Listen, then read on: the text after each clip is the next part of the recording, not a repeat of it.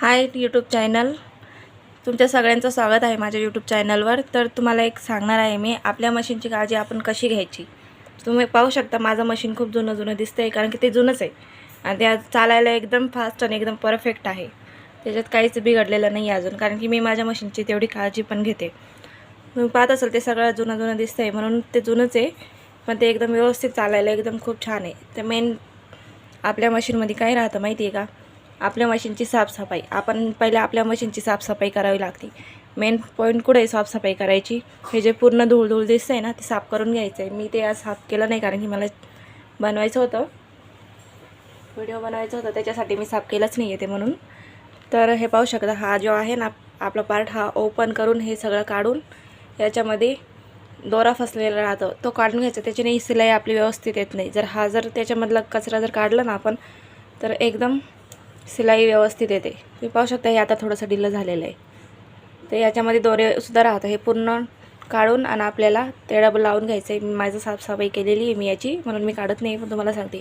आणि दुसरं आहे आपलं याच्यामध्ये आपल्याला ऑइल टाकून सारखं पाहावं लागतं की मध्ये दोरा अटकलेला आहे का काय, मध्ये चेक करावं लागतं। आणि हा जो पार्ट आहे ना मध्ये आपलं बॉबिन खालच्या साईडनी दोरा अटकलेला राहतं, इथं नेहमी ऑइल टाकायलाच पाहिजे। मशीन स्टार्ट करण्याच्या अगोदर मशीन उलटी चालवून घ्यायची, कारण काही कचरा असेल तर ते निघून जाईल। आणि इथं सुद्धा हे पाहू शकता तुम्ही, इथं माझा दोरा अटकलेला आहे थोडंसं, हे पा दिसतच असेल तुम्हाला दोरा, मध्ये दोरा आहे इथं गुलाबी कलरचा, त्याच्याने सुद्धा चाक आपले जाम होते। ते काढून घ्यायचं आहे मला, आता काढावं लागेल, मी आताच पाहिलं त्याला, म्हणून हा पूर्ण काढून घ्यायचा आहे। हे पा पूर्ण दोरा अटकलेला आहे मध्ये, तुम्ही पाहू शकता। हे असे दोरे अटकले त्याच्याने मशीन खराब होऊन जाते।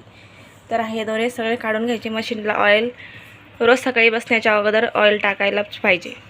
ऑइल एकदम भरपूर टाकलं तर एकदम व्यवस्थित मशीन चालते।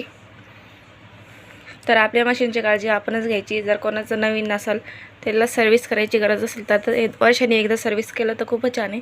मी तर नाही केलं अजून, 3-1 वर्ष झाले, गेलेच नाही आहे, कारण की माझी मशीन व्यवस्थित आहे। आणि हा पाहू शकता तुम्ही दोरा, माझा दोरा तुटला होता म्हणून हा ब्लाऊजचा नॉड आहे।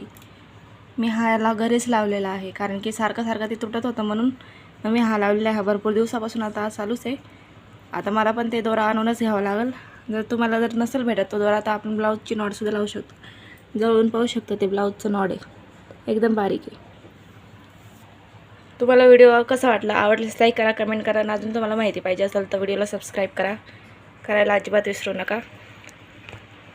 थँक्यू तुमच्या